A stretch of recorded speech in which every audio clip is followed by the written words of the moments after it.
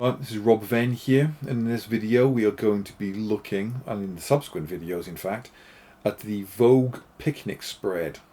This is from the July 1965 issue of Vogue. These are pages 34 and 35. We will then be looking at 36 and 37, 40 and 41, 42 and 43, and 50 and 51. These are the set pages. Right, okay, so what we've got here is a double page spread. The page on the left is the verso page, the page on the right is the recto page. Now, as you can see, it is, well, essentially a two-column grid, but the art spreads across from the recto page to the verso page, if you're going from right to left, taking up 3/4 of this spread, with the text relegated to one column. You will notice that there is no folio on these pages, nor are there any department heads or anything like that. This is a feature, it's only in this issue. And of course, picnics is one of the key themes of this issue. So, what have we got up here? Okay, we have got the headline of this article, the strapline. This comes under a number of different names. Sometimes you'll see it called a deck, sometimes you'll see it called a stand first, sometimes you'll see it called a lead. This is the name of the person who wrote the article. That is her byline, as in it is written by Antonio Fraser, who, if I'm not mistaken, was a famous author. Just look it up, I guess. Right, let's have a look here. Antonia Fraser, British author. Lady Antonia Margaret Caroline Fraser, CHDBE FRSL, is a British author of history, novels, biographies and detective fiction. She is the widow of the 2005 Nobel laureate in literature Harold Pinter. There you go. Said she was famous.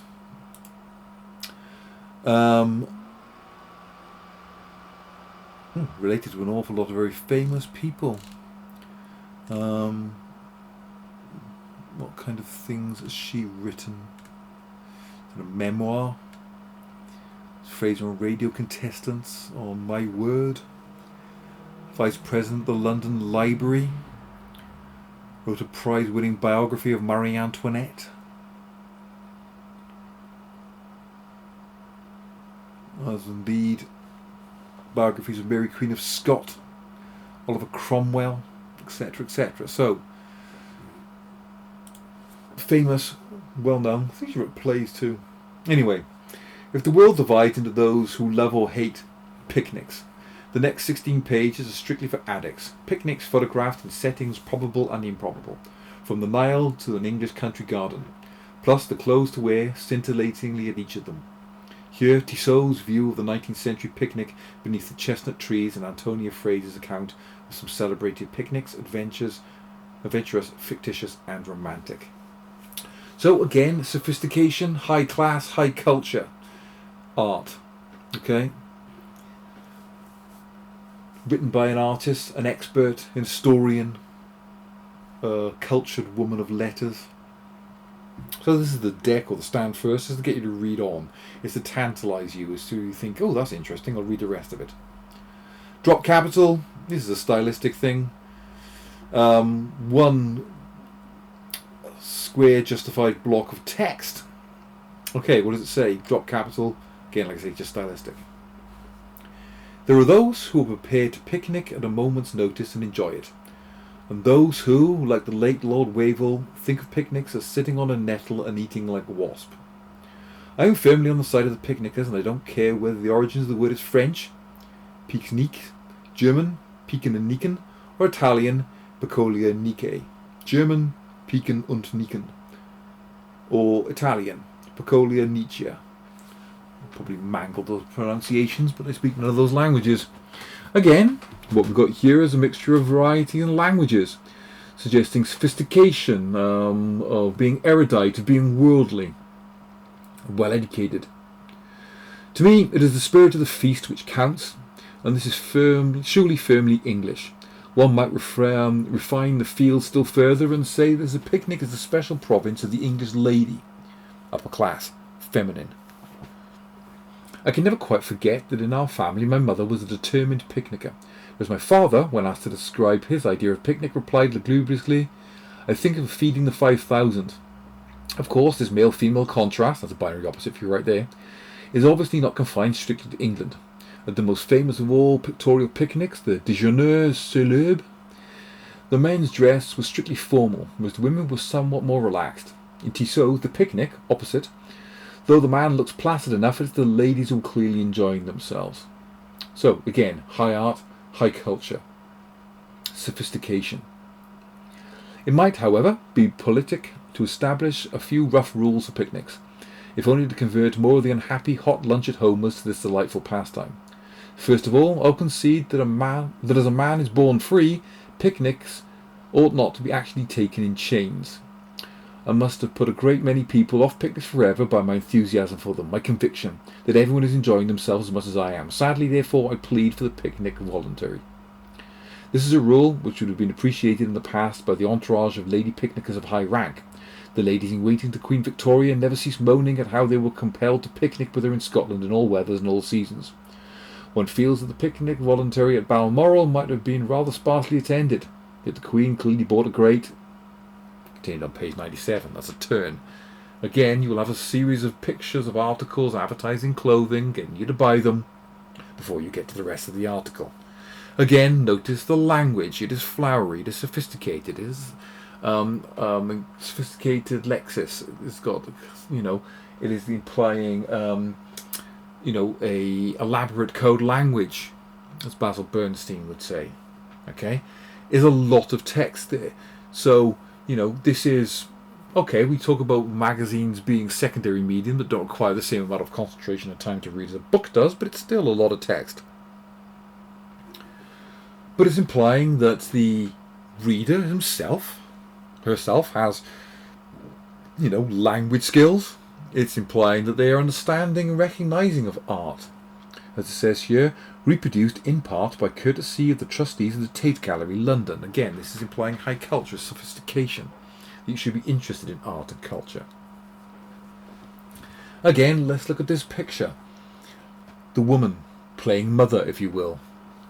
Shall I be mother is a phrase when having tea with someone, it was the mother's job to pour the tea from the teapot into the cups and hand them out to everybody. So if you say, shall I be mother, that means shall I pour the tea? Right? This woman here, whether she's mother or not, is being mother. She's pouring the tea for this reclining gentleman of leisure here. Right? Again, this is clearly Victorian, so late 19th century. I'm assuming it's English. It looks English.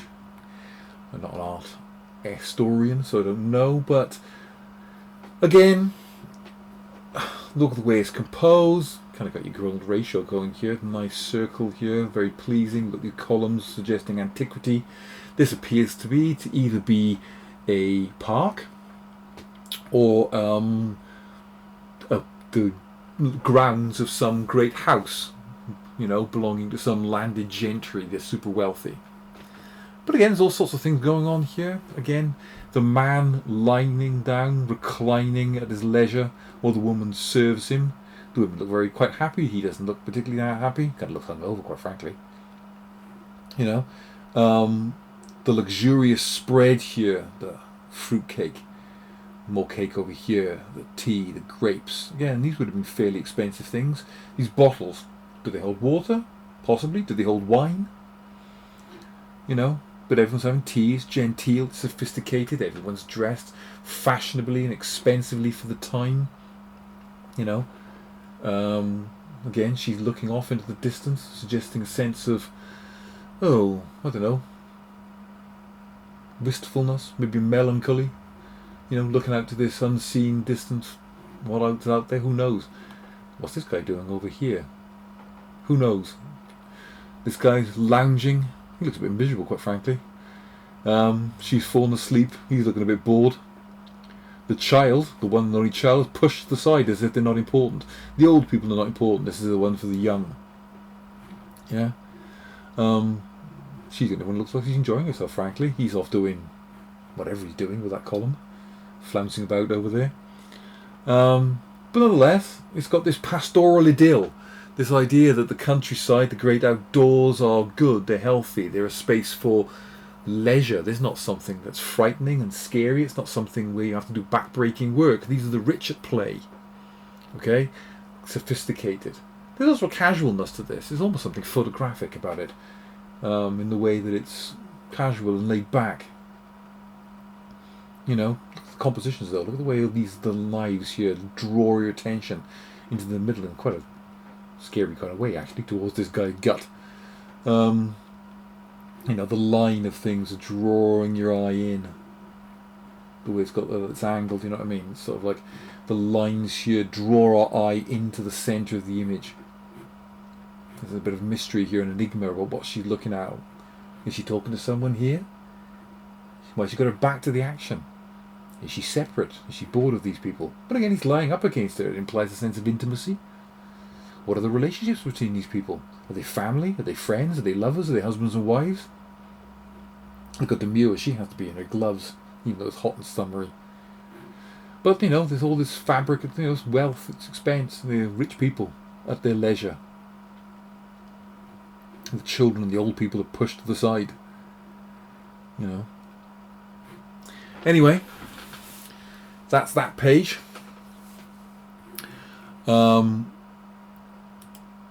What's next on this one then? Right, I think I should spread that into a separate video for ease to make them shorter. Okay, the next pages we're looking at are the next pages in the it is pages 36 and pages 37. Right, see you in the next video.